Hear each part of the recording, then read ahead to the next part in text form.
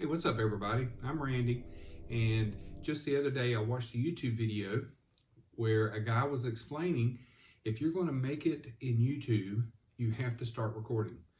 So I used to sit around and think about what I was going to record, what was I going to make my channel about, and I realized that I'm basically just wasting a bunch of time.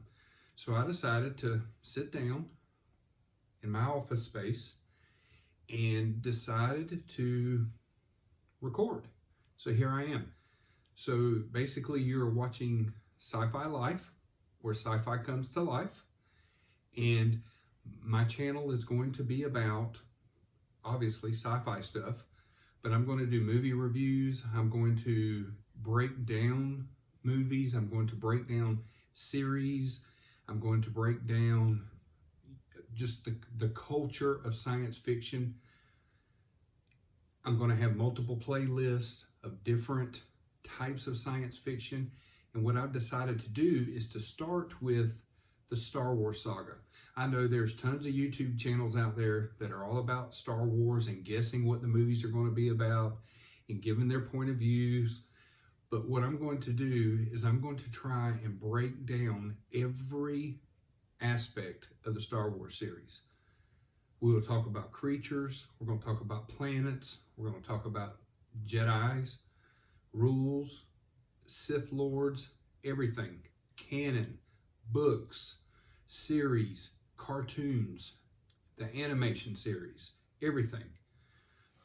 So basically, in a nutshell, I'm going to start with Star Wars, and then eventually I'm going to move to Batman or Star Trek or whatever. I haven't figured that out yet. But we're going to start with Phantom Menace. But we're not going to talk about the movie Phantom Menace. I know it's a bad movie. It has some good points to it.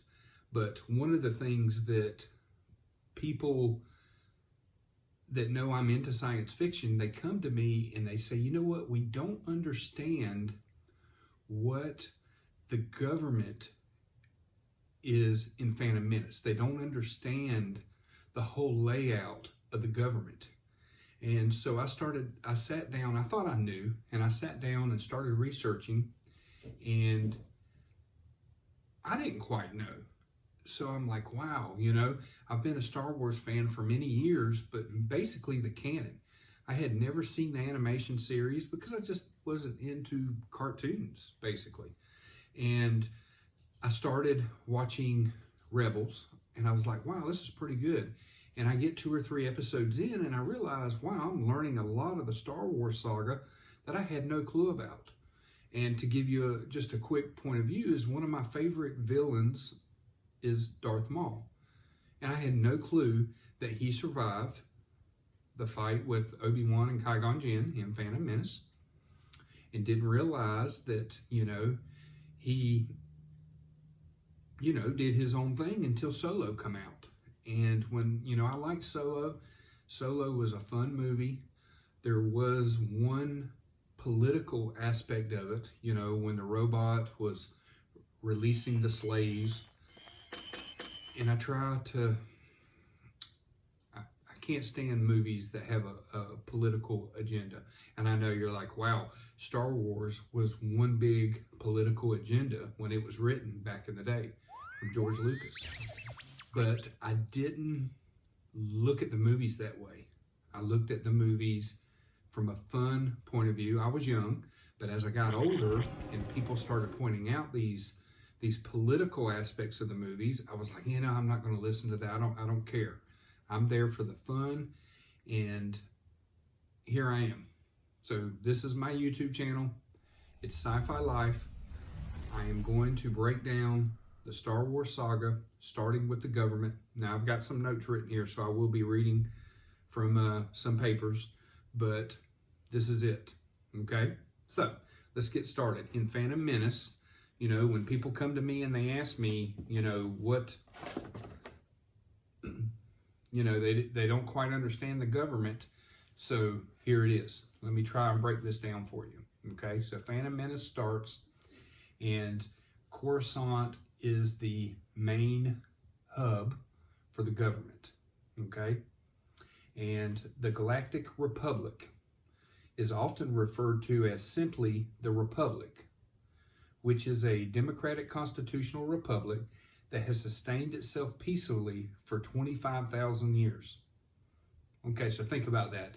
In today's world, when you think about it, think how far when you try to compare Star Wars to Earth,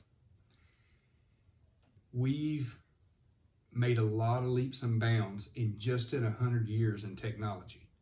Now, think of the world still being around in 25,000 years with people living on it for starting now in the year 2000. In 23,000 years from now, how more advanced we're going to be. So when you look at it that way, you kind of could put, wow, okay, so they have spacecraft that fly, that jump light speed around the huge galaxy. They can walk around in their spaceships with gravity, okay, where today's, when the astronauts go up into space, they don't have no such thing. They're floating around in their spacecraft.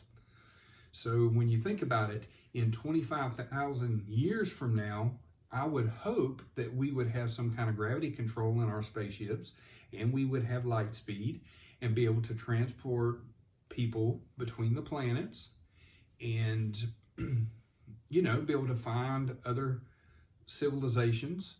When you think about all the billions of stars out there and planets orbiting them stars, there's got to be other people out there. So with that said, I can kind of comprehend how awesome or how big the Star Wars saga is and where we could be in 25,000 years from now.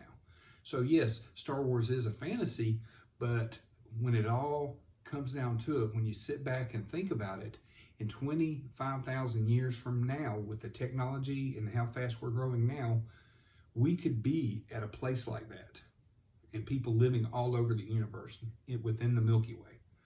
So, all right, with that said, okay.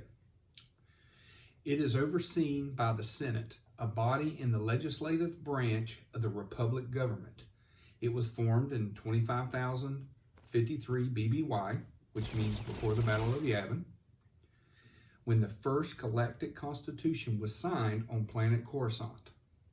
Okay, so 25,000 years ago, they created a constitution, just like we did a few hundred years back here in the United States, and they lived throughout the galaxy with a democratic control for the millions and thousands of planets and solar systems within the Star Wars saga. All right, the Republic was made up of several hundred thousands of worlds, and each planet or system had a representation in the Republic Senate. So if you remember in Phantom Menace, when they're all sitting around talking and they're on the pods, they're in like a big tube, and there's thousands of pods, each galaxy or planet is in each one of those pods. They all have a representative that lives on Coruscant, and when you think about it, that's a lot of people living on Coruscant, right? If it's, what did it say? It said, wow, 100,000s of worlds. Okay, so 100,000s of those worlds that's in the Republic, the Galactic Republic, each has a representative living on Coruscant or traveling to Coruscant for the Galactic Senate, okay? So every one of them pods had a representative, and those representatives would, you had a main person, but all those people would vote, or creatures would vote from all those worlds to help form the government for the Galactic Republic. Okay. Okay. As the Republic expanded, it came into contact with the slave empire of Zygeria. Due to the fact that slavery was disallowed in the Republic by the Galactic Constitution, of course, it disliked the Empire, as slavery was central to the Empire's political and economic system. Okay? The Empire refused to become part of the Republic. Because of this, the Republic and the Jedi declared war on the Empire. Okay? And in years ago, they won. Okay. A side note of worthy mentioning is the Jedi function as the defenders of the General Republic, even though they were technically not officially a part of the Republic.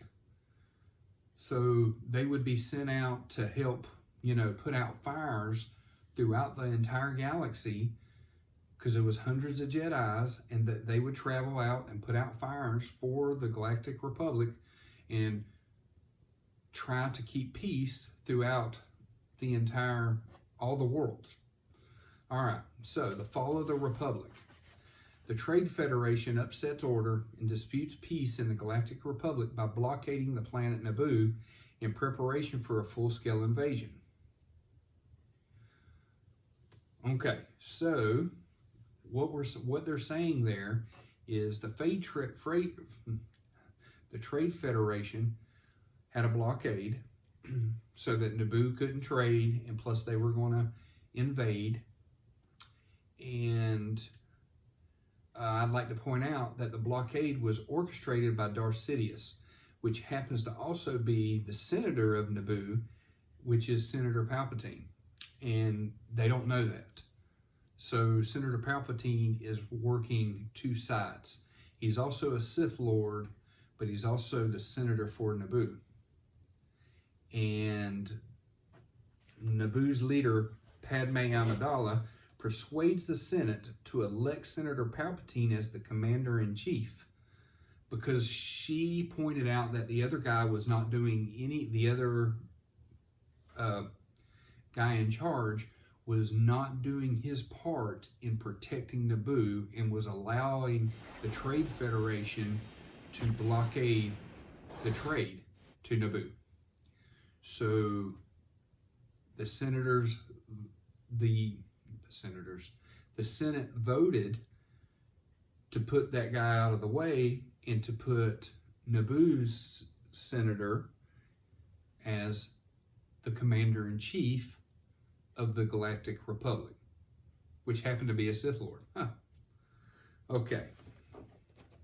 Palpatine then persuades the Senate into giving him full power, emergency power, so that he could swiftly deal with the Trade Federation. Of course, nobody really knows it, but he is actually the Sith Lord that is orchestrating the Trade Federation to attack Naboo. He's just manipulating Padme Amidala and the rest of the Senate into thinking he's going to resolve the issue, okay? They give him emergency power to resolve the invasion, okay? Before Senator Palpatine took power, though, the previous Supreme Chancellor Valorum dispatched Jedi Master Qui-Gon Jinn and his apprentice Obi-Wan Kenobi to negotiate with the Trade Federation Viceroy Newt Gunray. Upon arrival, Darth Sidious orders the Viceroy to kill the Jedi and begin their invasion. The Jedi escape and they smuggle Padme Amidala off planet Naboo. And of course, you know the rest of the story. They break down, they find Anakin Skywalker, and they bring him back, and they're confronted by Darth Maul, which is Darth Sidious's, Senator Palpatine's apprentice. Yes, yeah. And the movie is basically, we'll get into that into another time, but just to point out that the Galactic Republic was manipulated basically into giving a Sith Lord power so that he could take over and become a dictatorship as a Sith Lord over the Galactic Republic. So, I don't think I could explain it any better than that. And I'm going to end this video there. And, look out for other videos coming. Like I said, I'm Randy, and, my YouTube channel is going to be about breaking down this Star Wars saga in the beginning. It's going to have other things. I'm going to, be reviewing The Mandalorian and different stuff like that. But we're also going to break down everything, even the Caravan of Courage, which is the Ewok movie that nobody talks about. So if you think you might like this channel, please like, subscribe, ring that bell, get notified, leave me comments, tell me what you think, how I can improve, what I can do to make this better, work with me. Yeah, just let me know. So thanks for watching. If you made it this far, I appreciate it. I can't express how much I appreciate it. So please subscribe and let me know what you think.